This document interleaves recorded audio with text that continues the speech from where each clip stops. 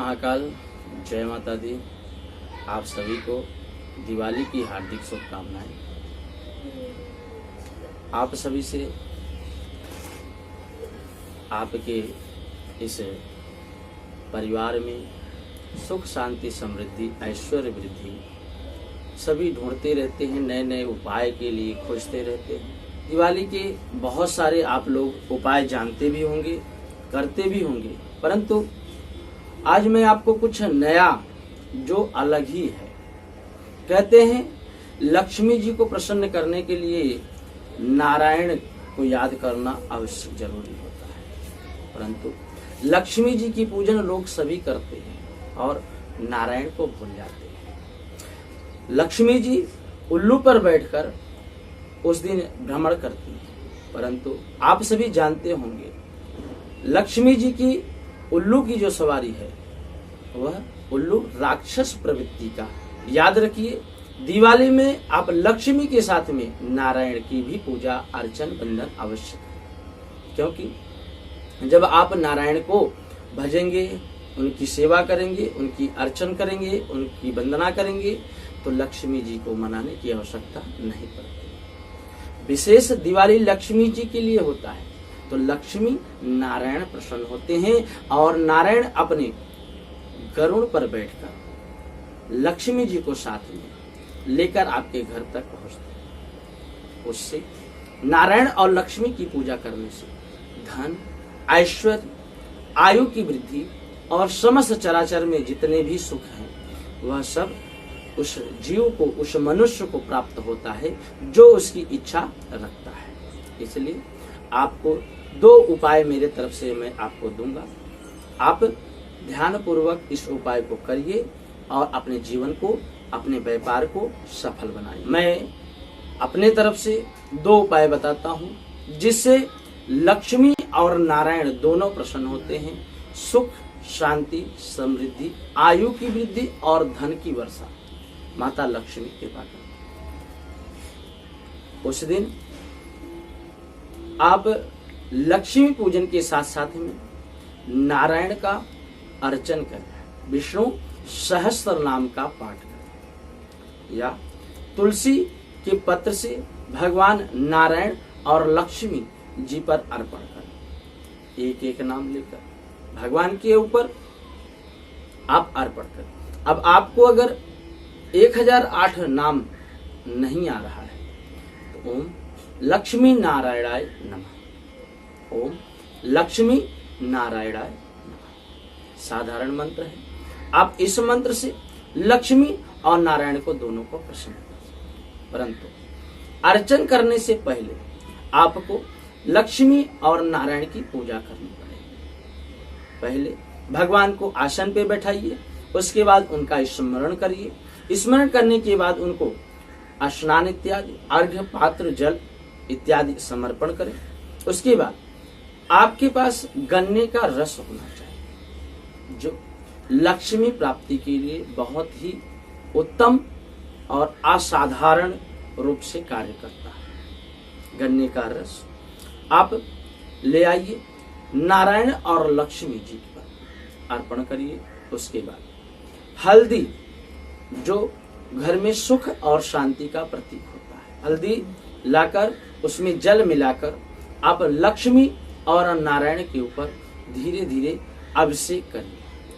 परंतु नारायण पर हल्दी चढ़ाना है जल में मिलाकर, और लक्ष्मी जी पर कुमकुम जो लाल वाला कुमकुम होता है उसे ले आइए और उसमें जल मिलाकर लक्ष्मी जी के ऊपर आप छोड़िए, जिससे नारायण का अभिषेक हल्दी से होगा और लक्ष्मी जी का अभिषेक कुमकुम से होगा। उसके बाद शुद्ध जल से स्नान करा के दूध, दही, घी, मधु, शक्कर, पंचामृत बनाकर भगवान को स्नान कराइए।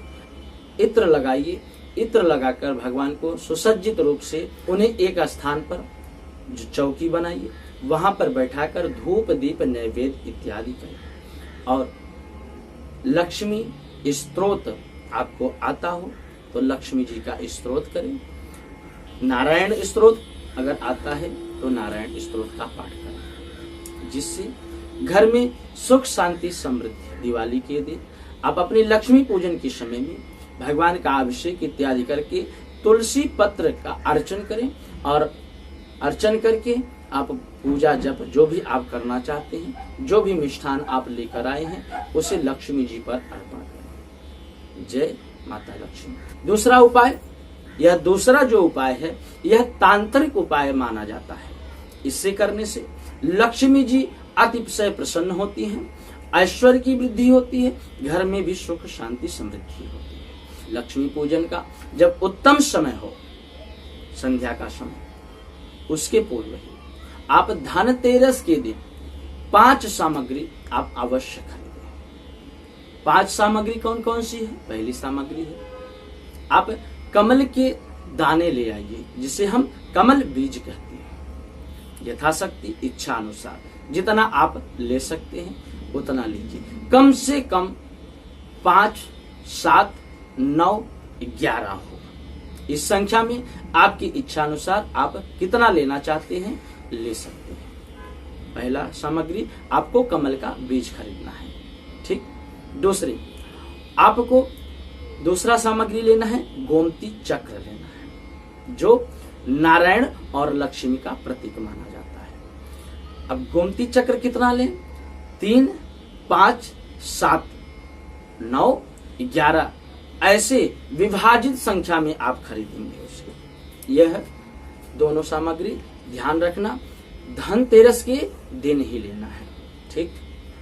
उसके बाद तीसरी सामग्री आपको गांठ वाली हल्दी लेनी है। गांठ वाली हल्दी भी उसी तरह से उतना ही लेना है जैसे आपने कमल बीज और गोमती चक्र खरीदा है, उसी तरह से गांठ वाली हल्दी भी आपको लेनी है, ठीक। गांठ वाली हल्दी भी 3, 5, 7, 9 और 11 की संख्या में आपको लेना है। तीसरी सामग्री आप यह भी धनतेरस के दिन ही खरीदना है। चौथी सामग्री, आप धनिया जानते होंगे, आपको धनिया लेना है। अब धनिया कितना लें? क्योंकि धनिया की गिनती 1, 2, 5, 7 से हम नहीं कर सकते हैं। आप इसे 25 ग्राम, 50 ग्राम, 100 ग्राम, 200 ग्राम अपने इच्छा अनुसार आप ले सकते हैं। जितना आपको चाहिए आप उतना अपने इच्छा अनुसार खरीद सकते हैं, और वह भी धनतेरस के दिन ही खरीदना है। पांचवा जो अंतिम आपको सामग्री लेनी है, कौड़ी। साधारण रूप से आपको पूजा की सामग्री जहां बिकती हो, दुकान है, वहां से यह सारी सामग्री आपको ले लेना है। कुछ सामान और भी लेना है, जैसे आपको कम से कम 3 गुलाब का फूल लेना है, गुलाब लाल वाला गुलाब लेना है। उसके बाद अब सुगंधित इत्र ले आइए, थोड़े से बतासा लेकर आना है, जिससे फूल, इत्र और बतासा और एक लाल कपड़ा भी लेना है। अब इन सारी चीजों को इकट्ठा आप कर लेंगे। इकट्ठा करने के बाद आप अपने घर में जिस दिन दिवाली मनाते हैं, शुभ समय पे आप यह सारी सामग्री अपने पास रखिए और भगवान की चौकी को सजाकर लक्ष्मी नारायण का फोटो आप चौकी पर रखकर 11 दिया, कम से कम 11 दिया आपको लेना है, जिसमें से 11 दिया में 9 दिया घी का होना चाहिए और 2 दिया सरसों के तेल का होना चाहिए। सरसों के तेल का दिया 2 होना चाहिए और घी की, देसी घी के दिए कितने होने चाहिए? 9 होने चाहिए। आप भगवान की पूजा करिए, आराधना करिए, सेवा करिए, जैसे आपसे बन पड़ता है वह आप सेवा पूजा अर्चन बंधन आप अपने हिसाब से कर लीजिए।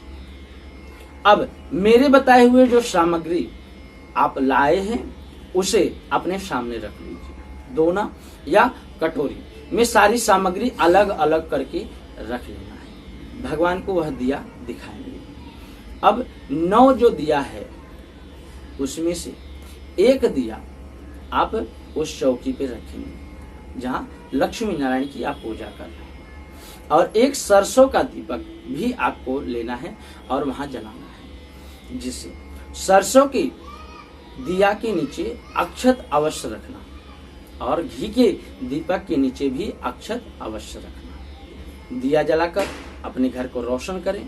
उसके बाद जो लाल कपड़ा आप लेकर आए थे उसे वहीं पर बिछा दीजिए, उसमें यह पांचों चीज रख दीजिए और अपने जेब से कोई एक सिक्का, 1 का, 2 का, 5 का, 10 का या आप 11 रुपए निकालकर उसमें डाल दीजिए। डालकर उसे विधि पूर्वक सारी सामग्री को, पांचों सामग्री को एकत्रित करके गांठ बांध करके माता लक्ष्मी को अपने मन से अरदास करते हुए कि हे मैया आप इसे स्वीकार करिए, इसमें अपना तेजोमय शक्ति प्रदान करिए, जिससे हमारे व्यापार की वृद्धि हो सके, आयु की वृद्धि हो सके, धन की वर्षा हो सके और हम अपने जीवन में हमेशा सफल हो सके। ऐसी कामना करते हुए आप वह पोटली लक्ष्मी जी को अर्पण कर दीजिए। जो आपने गुलाब लेकर आए हैं